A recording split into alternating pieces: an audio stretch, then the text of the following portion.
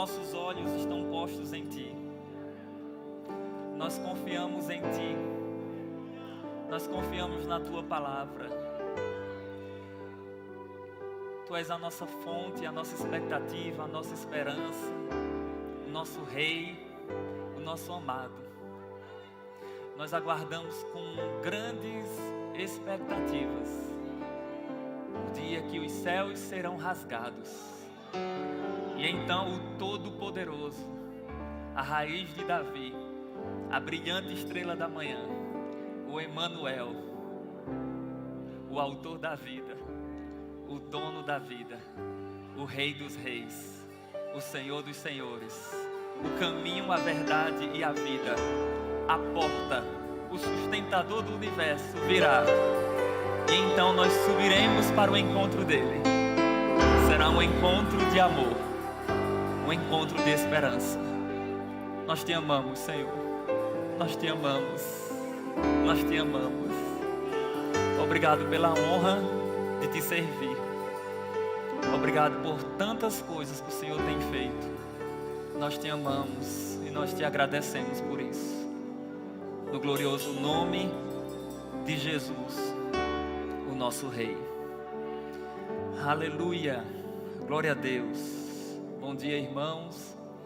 Que a graça e a paz do Senhor Jesus esteja sobre a vida de vocês. Glória a Deus. Que tempo maravilhoso.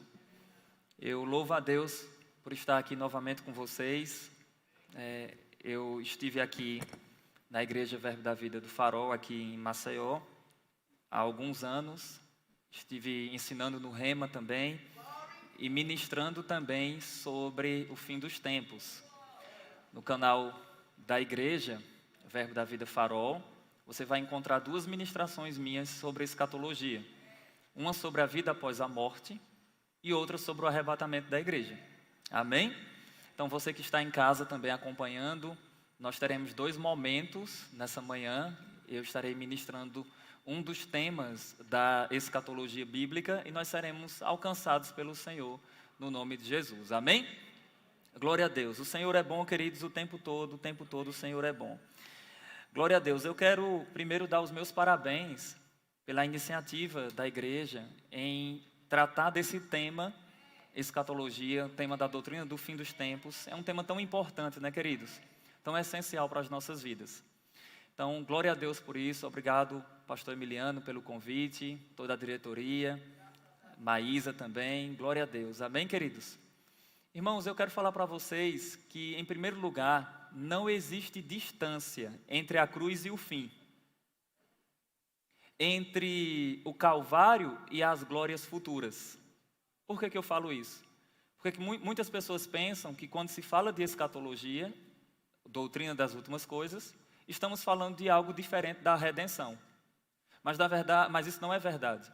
Porque a cruz é escatológica. O Redentor foi para a cruz para dar cumprimento a profecias. Desde o Éden já foi anunciado que a semente da mulher viria e seria ferido. Amém? Ele seria morto. Em todo o Antigo Testamento nós vemos passagens que apontavam para o Messias vindo e o Messias sendo ferido. Isaías 53 fala que ele seria moído pelas nossas iniquidades. Então, queridos, não há distância entre a cruz e o fim. O Redentor veio, foi para a cruz, morreu, ressuscitou, mas os anjos falaram quando ele subiu aos céus: esse mesmo Jesus que agora foi assunto aos céus, virá do modo como viste subir. Amém, queridos? Então, a escatologia é a conclusão da redenção. Vou repetir. Escatologia é a conclusão da redenção. Diga comigo, eu fui redimido. Diga, eu serei redimido.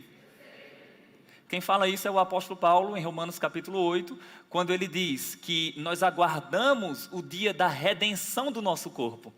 Então isso quer dizer que haverá ainda uma redenção futura, quando o nosso corpo vai ser revestido de imortalidade. Amém? Glória a Deus. Vocês vão ter, no próximo domingo, uma ministração com a ministra Vanja. Cadê a Vanja? Olha ali, mulher de Deus. Ela vai estar ministrando aqui sobre o arrebatamento da igreja. Amém? Então, por causa da agenda, hoje eu vou falar sobre a tribulação, mas lembre-se que o arrebatamento é antes dela. Amém? Aleluia. Glória a Deus. Então, vamos lá. Eu quero apresentar aqui para vocês, eu trouxe um material de slide, eu quero falar para vocês que fiquem tranquilos, que esse material eu vou fazer com que chegue até vocês. Às vezes tem grupos de igreja, de WhatsApp, desses aplicativos, e eu posso mandar o PDF para o pastor e ele encaminhar para vocês também. Amém? Glória a Deus. Então eu preparei tudo com carinho aí para vocês e vai ser uma bênção. Antes da gente avançar, eu quero só falar para vocês que os meus livros estão esgotados, eu estou sem nenhum livro aqui. Só que na minha livraria eu encontrei 2. E eu trouxe, um está lacrado e outro está aberto. Mas eu trouxe para fazer o quê? Para ofertar a vocês, né? Então, o que é que eu vou fazer? Eu só tenho 2 aqui para todos vocês. Quem pegou, pegou. Entendeu a visão? Oi? Ninguém sabia, viu? Quem pegou, pegou. Eu disse que trouxe para ofertar a vocês. Vocês não viram, gente? Então, queridos, pela noite eu estarei trazendo outros livros, não desses aqui, mas outros livros para eu indicar sobre esse conteúdo. Eu quero agora indicar apenas 2, que são livros também que vocês poderão encontrar na internet, no site Chamada da Meia-Noite, que é um site só de escatologia. Tudo bem? De escatologia dentro da visão do que nós cremos. Então, o primeiro é: quem é o anticristo? Quem é o anticristo? Ele não vai dar o nome, gente. Isso aqui é só um título sugestivo. Ele não vai dizer é fulano de tal, é ciclano. Não, ele vai mostrar tudo sobre o anticristo. Tudo bem? Então é um livro espetacular. Quem é o anticristo? Você depois, se quiser vir para tirar foto, para pesquisar, você pode vir também. Um outro livro também é Esclarecendo as Controvérsias sobre os Tempos Finais, quando a trombeta soar. Gente, esse livro aqui é espetacular. O que acontece? Foi feito um apanhado das 20 grandes autoridades de escatologia pré-tribulacional, que é a doutrina do arrebatamento antes da tribulação, que é o que nós cremos. Essas 20 autoridades falaram sobre o tema, esclarecendo questões difíceis. Então esse livro é maravilhoso. Quando a trombeta soar, esse livro vai lhe ajudar muito a compreender também questões relacionadas ao fim dos tempos. Amém? Pela noite eu vou trazer mais 2 livros também para indicar sobre o tema. Mas para não ficar exaustivo, eu quero dar continuidade ao nosso assunto. Glória a Deus. Diga comigo, escatologia bíblica. O que eu preciso que você guarde no seu coração é que a nossa missão nessa manhã não é transmitir uma escatologia especulativa, uma escatologia de jornal. O que é uma escatologia de jornal? É quando você pega uma matéria e você diz assim: olha, isso aqui é o cumprimento de tal profecia, o acordo que teve entre Israel e algumas nações é o acordo da profecia. Emmanuel Macron é o anticristo. Por quê? Porque o nome dele é Emmanuel. Não sei o que. Essas coisas, queridos. Não. A nossa missão não é fazer isso, porque isso não é escatologia bíblica. Isso é escatologia de jornal. E nós estamos aqui para transmitir uma escatologia bíblica. Mostrar apenas o que tem na Bíblia e ponto final. Amém? Essa é a minha missão nessa manhã, é transmitir apenas a verdade da palavra do Senhor para vocês. Amém? Libertando, talvez, alguém que esteja com esse entendimento de que a gente deve ficar pegando, o Pix é a marca da besta, né? Um irmão disse assim, o Pix, o meu é meu, o da besta vai ser o da besta. Então, queridos, a gente vai quebrar essas ideias, vamos ficar apenas com a palavra, amém? Aleluia, glória a Deus. Então, essa é a nossa missão. Esse é um tempo de muita confusão, muitas pessoas estão confundidas, principalmente porque vai na internet, coloca lá o tema, aí você tem pessoas falando de formas diferentes. E nós do Verbo da Vida, nós procuramos alinhar o nosso pensamento, falando todos a mesma coisa. Somos da fé, cremos em cura, cremos no poder de Deus e cremos também numa escatologia mais alinhada ali com as Escrituras, que é o que nós procuramos defender, amém? Glória a Deus. Então vamos lá, né? Qual é a minha missão hoje, nessa manhã, nesses 2 momentos? Nós teremos 2 tempos. Nós teremos um culto-aula hoje, tudo bem? Vai ser como se você estivesse na aula do Rema. Glória a Deus. Aleluia. Teve alguns aqui que foram meus alunos, não é isso? Aleluia. Percebe que o vaso continua magro? Aleluia.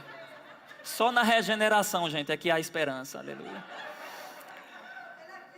Então, a nossa missão aqui é falar sobre a grande tribulação e os seus personagens.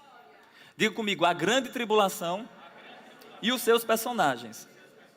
Irmão Saulo, esse é um assunto que não lida com a gente, é verdade, mas a gente precisa saber.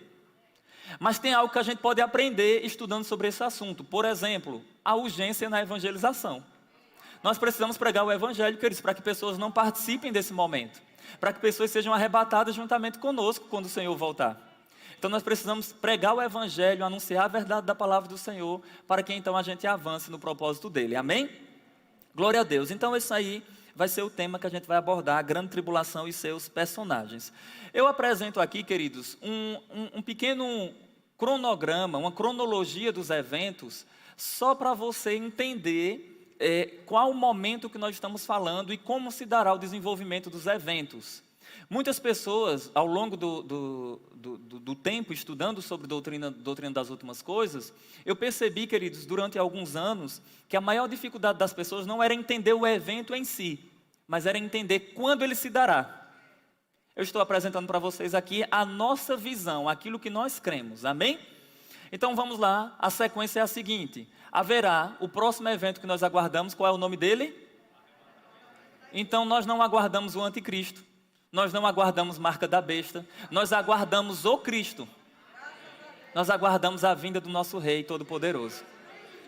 Nós veremos os olhos dele de amor, amém? E nós seremos inflamados com essa verdade. Glória a Deus. 2, passaremos pelo tribunal de Cristo, que é quando nós seremos recompensados ou não, com base no nosso serviço na igreja local, na obra do Senhor. 3, bodas do Cordeiro, vamos casar. Então quem não casou, pode ficar tranquilo que vai casar com Jesus. Aleluia. Há esperança, aleluia. O céu é tão bom, queridos, que até casamento vai ter, aleluia. Então vamos casar com Jesus, aleluia. Aqui na terra vai ter a tribulação, que é o evento que nós iremos falar hoje. Tudo bem? Depois da tribulação, a segunda vinda após a tribulação. Depois o reino milenar, que é o governo de Jesus aqui na terra. Vai ser um governo justo, o Messias estará reinando aqui. E então haverá paz. Sabe por que não há paz nas nações? Porque os governantes são injustos. Para existir paz tem que ter justiça. A Bíblia conecta, justiça e paz e alegria no Espírito Santo. A Bíblia faz, justificados, pois mediante a fé temos paz com Deus. Então, para ter paz tem que ter justiça. Só que os governantes são injustos, logo não há paz. Mas em breve haverá o reino do Messias Jesus Cristo. E então haverá paz. Paz até entre os animais. Paz entre os animais, sim. cenas dos próximos capítulos da novela Escatologia. Aleluia. Então, haverá o reino milenar, depois o juízo final, que vai ser ali para os ímpios. Crente não participa do juízo final. E depois o estado eterno, que é o que nós cantamos aqui sobre o Rio Azul. Nós estaremos na cidade de Deus, a Nova Jerusalém. Nós contemplaremos a face do Senhor. A cidade, ela é de ouro. Amém? Nós estaremos lá. Vai ser maravilhoso, queridos. Eu vou encontrar você lá. Não sei se você notou, mas a Bíblia fala que lá tem um rio da vida. Nós cantamos aqui. E eu gosto de dizer que nós temos um encontro marcado na praça da cidade. Eu estarei lá, na praça da cidade. Nós vamos conversar, amém? Glória a Deus. Vai ser o fim das placas denominacionais. Não haverá mais batistas, presbiterianos, verbianos, assembleanos. Um só pastor e um só rebanho. Aleluia. Oh, glória a Deus, amém? Então isso aqui é apenas um panorama do contexto da escatologia bíblica. Então vamos lá. Nosso propósito. O propósito é estudar os 7 anos tribulacionais, focando nos personagens e acontecimentos que terão destaque nessa ocasião. Amém, queridos? Então vamos estudar aí esses 7 anos tribulacionais. Eu apresento o seguinte aqui, ainda sobre isso. Depois do arrebatamento da igreja de Cristo, em um tempo específico que não sabemos, o anticristo fará um acordo com muitos por uma semana. Diga comigo, uma semana. Ô Saulo, você falou que a tribulação vai durar 7 anos, e o que seria uma semana? É uma semana de anos. Uma semana tem 7 dias, você substitui por semanas de anos, então vai ser 7 anos, tudo bem? Aí aqui nós temos, que é o mesmo que 7 anos. A partir do exato momento que o acordo for feito, iniciará assim o período dos 7 anos tribulacionais. Daniel 9, verso 27 vai dizer isso. A tribulação será dividida em 2 períodos, de 3 anos e meio cada, e terá fim com o segundo advento do Senhor Jesus Cristo, ou seja, a vinda do Senhor, após a tribulação. O que a gente precisa aprender aqui de início, presta bastante atenção aqui só para eu te explicar isso. Quando começa a tribulação? Segundo a Bíblia, a tribulação começa quando um acordo for feito entre o anticristo e muitos. Quem são esses muitos? Envolve Israel e nações. Tudo bem? Quando esse acordo de 7 anos for selado, for feito, inicia a tribulação. Isso aqui na terra. Aqui na terra a tribulação começa com esse acordo. Mas nos céus, a tribulação só vai ser autorizada para iniciar na terra quando o Cordeiro Jesus abrir o primeiro selo. Então veja que primeiro acontece nos céus, depois acontece na terra. Apocalipse 6 vai dizer, quando o Cordeiro abriu o primeiro selo, aí aparece um cavaleiro num cavalo branco, como se fosse Jesus, mas não é, ele é uma fraude, que é o anticristo. E então inicia a tribulação. A tribulação só começa com esse acordo, amém, queridos? Quando a tribulação finaliza, ela finaliza quando Jesus voltar, na sua segunda vinda gloriosa. Quando ele vir, não mais como cordeiro, mas quando ele vir como leão, como todo-poderoso, como general de guerra, quando ele voltar para batalhar e pelejar contra os povos inimigos. E nós, que teremos sido arrebatados antes, vamos voltar com ele. Amém? Glória a Deus. Então a tribulação inicia com o acordo do anticristo, após Jesus liberá-la nos céus, e ela finaliza com a volta do próprio Jesus. Amém? Se a gente olhar numa ótica celestial, a tribulação começa com Jesus e acaba com Jesus. Mostrando para nós que Jesus é o Senhor de todas as eras, de todos os tempos. Mas aqui na terra ela vai iniciar com o anticristo fazendo um acordo, e ela vai finalizar, como eu disse, quando Jesus voltar para desfazer os planos do anticristo. Glória a Deus, queridos. Vamos avançar. Eu quero ler algumas porções aqui das Escrituras com vocês, para a gente compreender mais esse tema. Abra sua Bíblia aí em Mateus 24. É um texto que muitas pessoas têm vontade de ter compreensão sobre esse texto, e eu quero aqui apenas mostrar algo para vocês. Mateus 24, eu quero ler apenas o verso 21, só para explicar algo para vocês aqui. Aleluia. Olha o que é dito, Mateus 24, verso 21.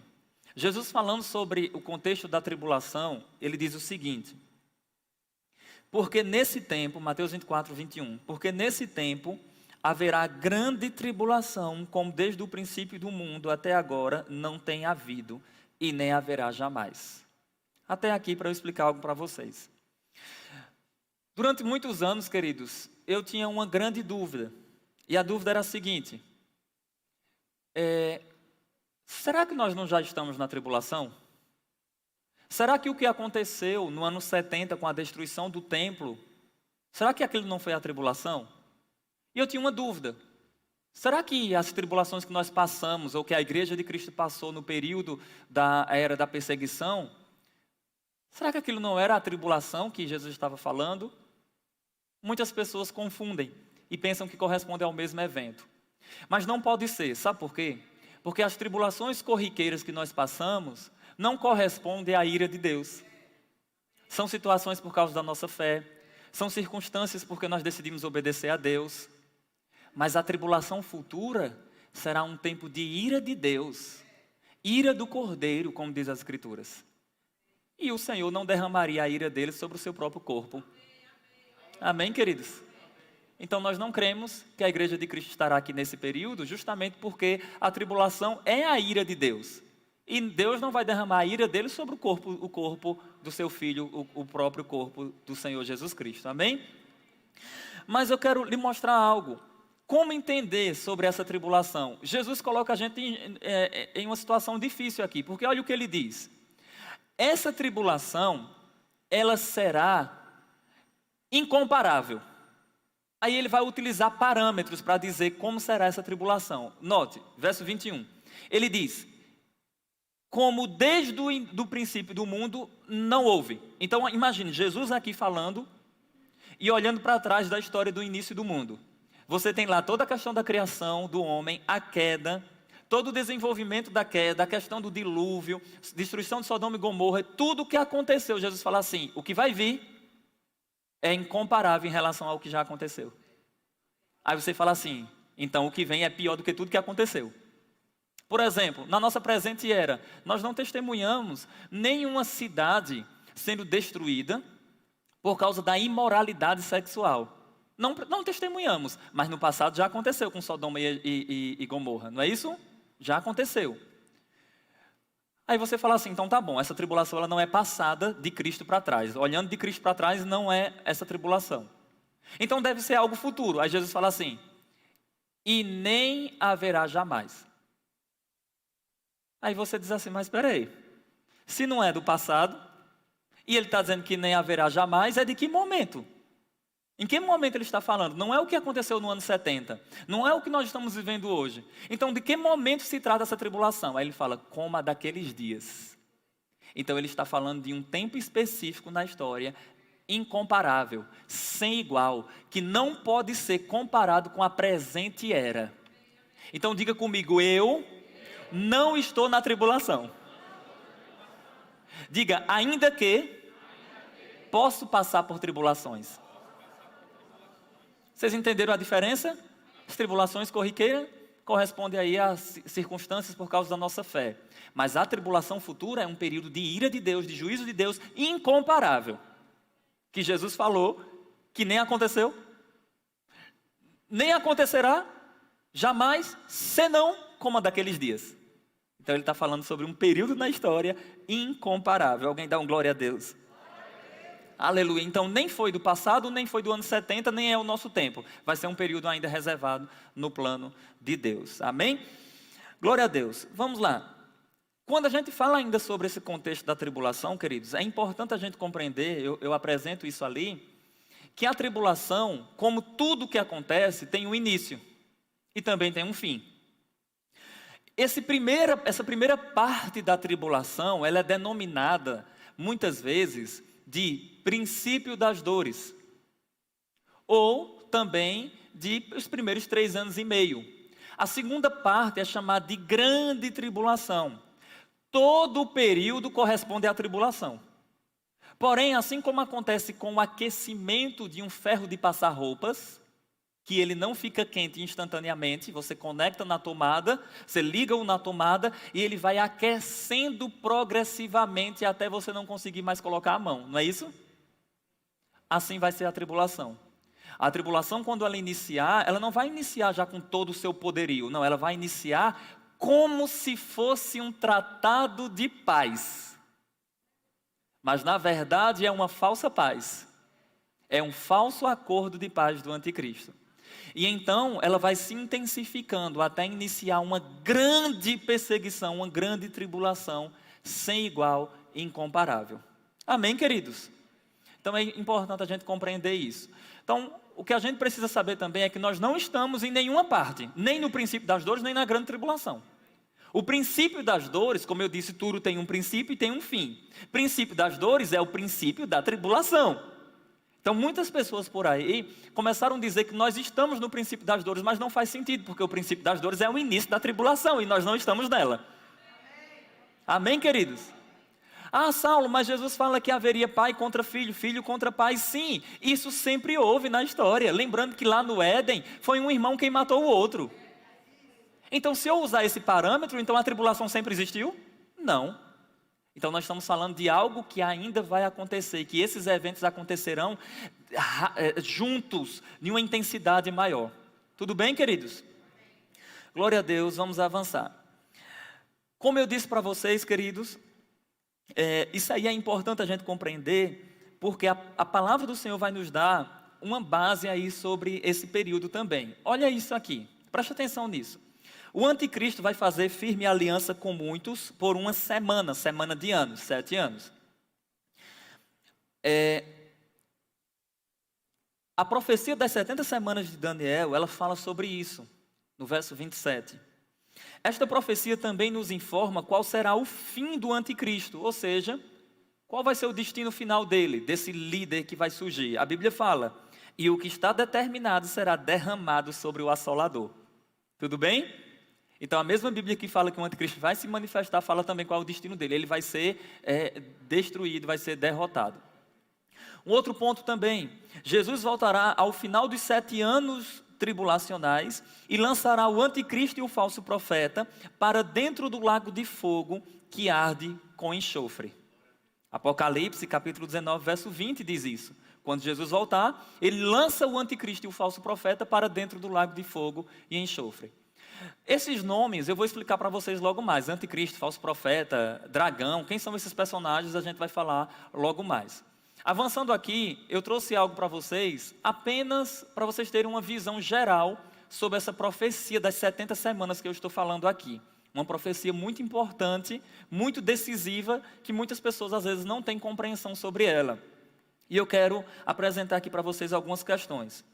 Não precisa você abrir, é só a nível de informação. Lá em Daniel, no capítulo 9, a partir do verso 24 até o verso 27, o anjo vai falar para Daniel, o anjo Gabriel, vai falar para Daniel sobre os próximos 490 anos de Israel.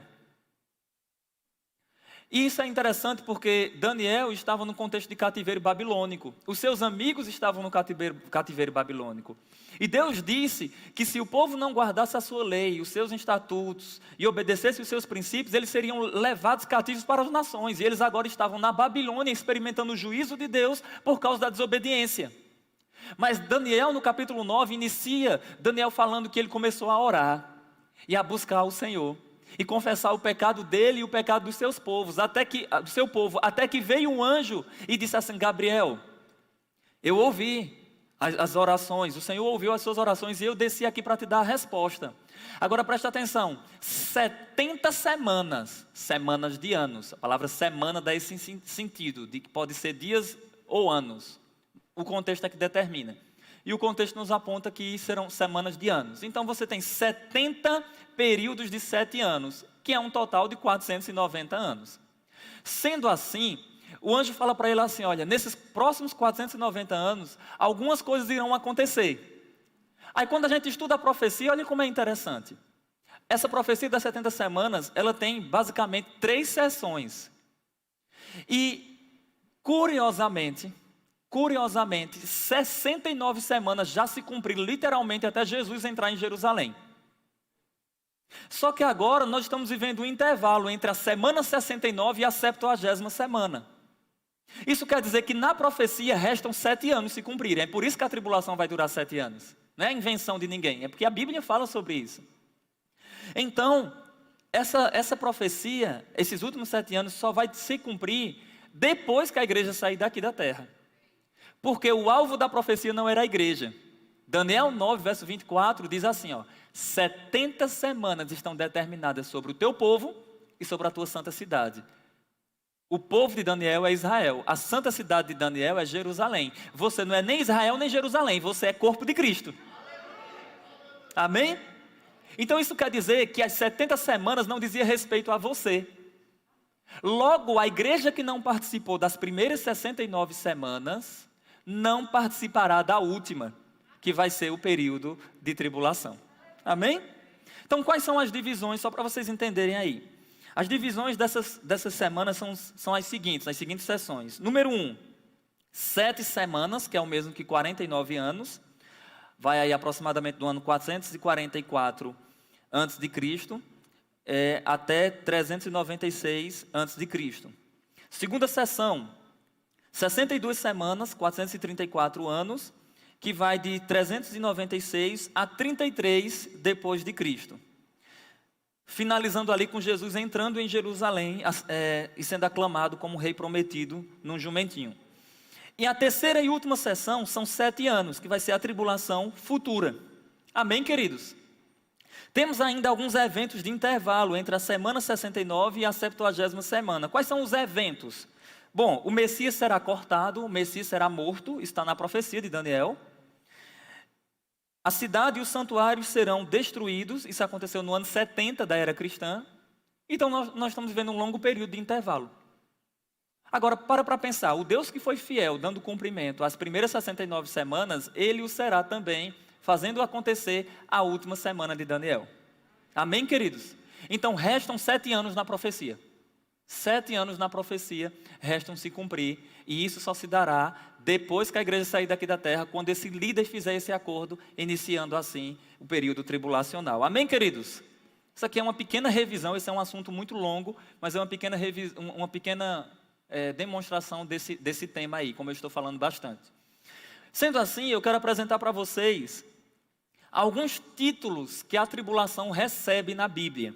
Alguns títulos. A gente analisando a palavra do Senhor, nós vemos que ela recebe alguns títulos. É chamado de castigo, de indignação, tempo de angústia para Jacó. Interessante que esse texto de Jeremias 30, verso 7, fala assim sobre homens sentindo dores de parto. Como isso é possível?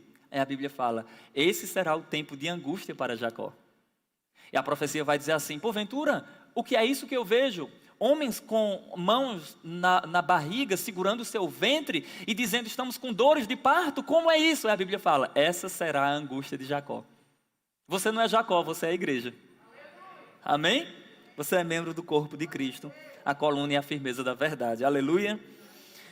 Esse é um tempo também chamado de tempo de angústia, o dia do Senhor, dia de trevas, grande tribulação, princípio de dores, aflição daqueles dias, hora da tentação ou da provação, dia da ira e a hora do juízo de Deus. Esses são alguns títulos que a tribulação recebe. Curiosamente, a Bíblia diz que Cristo morreu por nós para nos livrar da ira vindoura. E ainda tem crente que quer ficar na tribulação. Mas diz a Bíblia que Cristo morreu para nos livrar da ira vindoura. E tem crente que quer ficar. Teve um irmão, eu liderei jovens durante 5 anos, e ensinando sobre esse tema, teve um jovem que falou assim, eu quero ficar. Eu disse, por quê? Ele disse, para descobrir quem é o anticristo. Eu falei para ele, olha, é melhor você ir perguntar a Jesus. A curiosidade era tão grande que ele queria saber quem era o anticristo e queria ficar na tribulação. Gente, Cristo morreu por nós para nos livrar disso. É o mesmo que alguém dissesse assim, eu quero um câncer. Eu quero uma doença, por quê? Só para provar como é. Cristo já morreu por nós para nos livrar, queridos, dos nossos pecados, das nossas enfermidades, e nós queremos isso de forma nenhuma, amém? Glória a Deus, então nós seremos arrebatados aí, antes desse período, glória a Deus. Mas aí alguém pergunta, quem vai participar do período tribulacional? Uma boa pergunta, né? Uma boa pergunta. Quem vai participar? Resposta bíblica. Israel, porque a profecia das 70 semanas dizia respeito ao povo de Daniel, que é Israel. Amém? E também os que estão em trevas. A minha pergunta é simples. Você está em trevas ou em luz? Aleluia. Sabe o que é que diz a Bíblia? Nós somos da luz e não das trevas. Ali, ó. 1 Tessalonicenses 5, verso 1 ao 9. Somos da luz e não das trevas. Nós somos do dia e não da noite. Aí a Bíblia fala, esse dia, dia de trevas, não vai pegar vocês. Aleluia. Não é lindo isso, queridos? Entendeu o quanto Deus é maravilhoso, queridos, e Ele está ao nosso lado, Ele está trabalhando, nos favorecendo com a sua graça. Então, quem vai participar da tribulação? Todos que não são salvos em Cristo Jesus. Sejam judeus, sejam gentios, não importa. Isso quer dizer que no dia do arrebatamento, toda a igreja vai subir. Amém, queridos? Toda a igreja do Senhor Jesus Cristo vai subir para o encontro dele. Ô Saulo, mas aqui na terra não vai existir salvação não? Vai. E eu vou explicar isso para vocês logo mais. Vai ter salvação aqui na terra, durante o período tribulacional. Mas, irmão Saulo, como vai existir salvação se o Espírito Santo não estará aqui? Eu devolvo. Como se tira o onipresente de algum lugar? E aí? O rei Davi disse, se eu coloco minha cama no mais profundo abismo, lá o teu Espírito está. No mais altos céus, lá também ele está.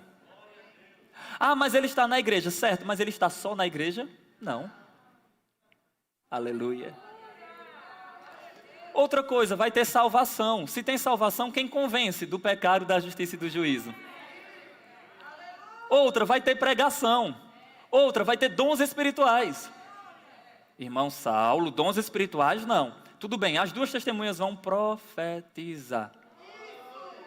Aleluia. Então tem sim, tem testemunhas, tem profecia. Aleluia. Isso quer dizer que Deus não fica sem testemunho na terra. Amém? Glória a Deus por isso. Glória a Deus. O Senhor quer alcançar assim várias pessoas aqui. O que vai finalizar, queridos, é a obra do Espírito Santo no sentido de com a igreja aqui na terra. A igreja sai, mas o Espírito Santo continua agindo aqui na terra, porque Ele é Deus e não se remove Deus de lugar algum. Amém, queridos? Agora, lógico, não quer dizer que Ele está atuando em todos, vai só naqueles que receberem ao Senhor nesse contexto aqui. Mas sobre isso nós iremos falar logo mais. Tudo isso eu vou provar nas Escrituras, tudo bem? Eu só estou trazendo aqui uma visão aqui para vocês.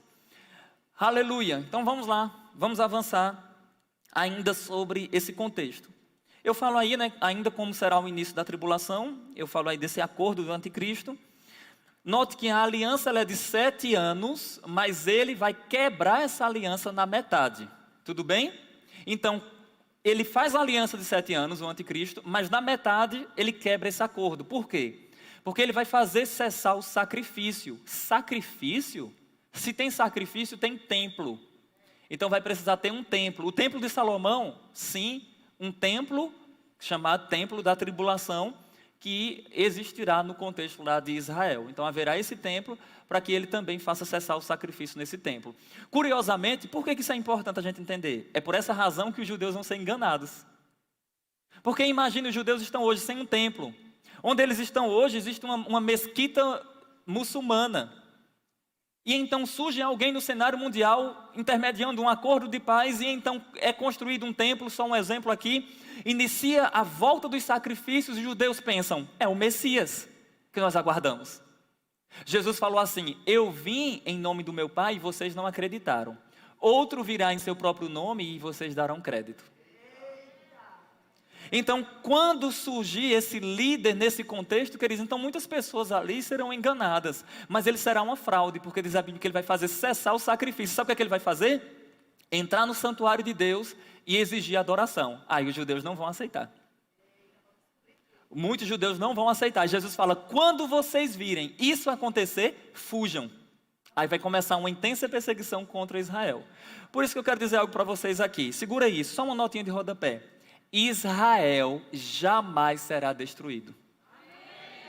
Não importa se Estados Unidos vai estar a favor, vai estar contra, se Brasil vai estar a favor, vai estar contra, não importa, porque está dentro da profecia, está dentro da promessa de Deus, e Deus vai cumprir a promessa dele com Israel e ponto final. Deus disse, se alguém conseguir impedir o nascer do sol, o brilhar das estrelas, então eu, o Senhor, não cumprirei minha aliança com Israel. Alguém consegue fazer isso? Deus é fiel à sua aliança, queridos. Deus vai cumprir a palavra dele. Gente, a Bíblia fala que hoje nós somos enxertados na oliveira brava. Nós que éramos a oliveira brava, fomos enxertados em Cristo Jesus. Amém, queridos? Contra a nossa natureza das Escrituras, nós somos enxertados nele. Nós estamos enxertados em Cristo Jesus. A Bíblia fala, pondo eles em ciúmes. Aleluia. Isso quer dizer que nós entramos e eles depois entram. Diz a Bíblia que agora eles estão endurecidos, mas depois todo Israel será salvo, porque virá de Sião o seu libertador. Gente, Deus é bom e Ele quis nos salvar. Aleluia, veio para o que era seus e seus rejeitaram, mas a todos quantos receberam, quem recebeu? Deu-lhes o poder de serem feitos filhos de Deus. Diga, Deus maravilhoso. Aleluia. Eu falei isso uma vez, alguém me disse, quer dizer que eu sou o segundo plano de Deus? Eu falei, não. A vontade de Deus era que Israel fosse luz para as nações, e de Israel todas as nações fossem alcançadas, mas Israel rejeitou. E então nós recebemos. De qualquer forma o Senhor ia nos alcançar, amém, queridos? Mas como eles rejeitaram, nós recebemos. E agora eles aguardam e a gente desfruta. Então presta atenção, você está sendo hoje o que Israel será amanhã. Aleluia. É por isso que a nova aliança tem um aspecto presente, mas um aspecto futuro também. Porque nós já vivemos, mas ela ainda vai ser experimentada por Israel futuramente. Gente, Deus é lindo, né? Deus é maravilhoso. Deus é maravilhoso. Glória a Ele por isso. E vamos avançar nesse contexto. O que eu quero falar aqui com vocês, queridos, ainda sobre isso, é que observa isso aqui que eu vou apresentar agora. Aleluia. Aleluia. Tem um Exu, gente, aqui. O Exu do slide. Volta. Não, saia mesmo, saia. Só um momento aqui. Pode voltar mais um pouco. Volta, mais. Passa agora, sim. Isso, tudo bem.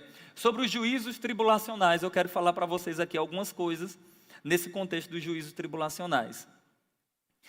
Bom, quando a gente observa sobre a questão dos juízos, queridos, do período tribulacional, isso aqui é importante porque muita gente não compreende esse assunto aqui e termina se perdendo. E a gente vai entender agora, amém? Presta atenção aí. Nós temos esses três grupos. Número 1, os 7 selos. 2, as 7 trombetas. 3, as 7 taças da ira de Deus. A tribulação ela pode ser dividida nesses grupos, tudo bem? Vão existir os 7 selos. Como assim 7 selos? É porque Jesus está abrindo os selos de um pergaminho onde contém os juízos. Então Jesus abre o primeiro selo, segundo selo, terceiro selo, e quando ele vai abrindo os selos, os juízos vão acontecendo aqui na terra, tudo bem? Depois nós temos as 7 trombetas.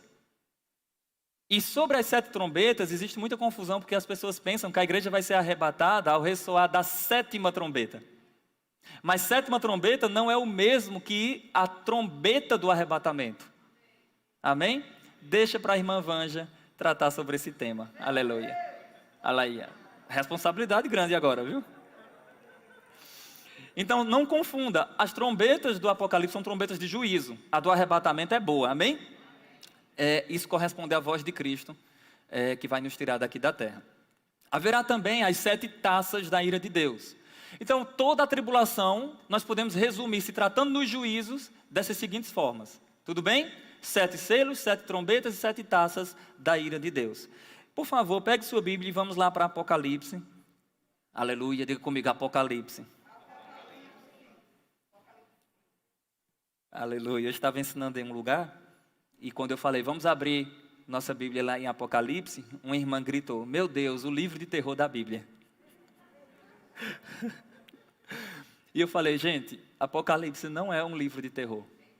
Apocalipse é um livro de revelação. Em Apocalipse nós vemos o triunfo final e definitivo de Deus o Pai, do seu Cristo, contra o anticristo, o falso profeta, o dragão e toda a sua corja. Em Apocalipse nós vemos, queridos, o descortinado plano perfeito de Deus. E ler Apocalipse é uma bênção. A Bíblia fala, né? Bem-aventurado aquele que lê, aquele que ouve e guarda as palavras da profecia desse livro. Então abra aí, por favor, Apocalipse capítulo 5. Eu quero só mostrar algo para vocês aqui. Que no capítulo 5 de Apocalipse, queridos, João está tendo uma visão lá nos céus, na sala do trono. E então, ele vê um livro selado com 7 selos. E ele viu que não se achava nos céus nem na terra ninguém que fosse digno de abrir esse livro e desatar os seus 7 selos. Capítulo 5, observa comigo aí, por favor, o verso 2. Vamos ler do verso 1. Vi na mão direita daquele que estava sentado no trono, um livro escrito por dentro e por fora, de todo selado com 7 selos. Vi também um anjo forte que proclamava em grande voz: quem é digno de abrir o livro e de lhe desatar os seus selos?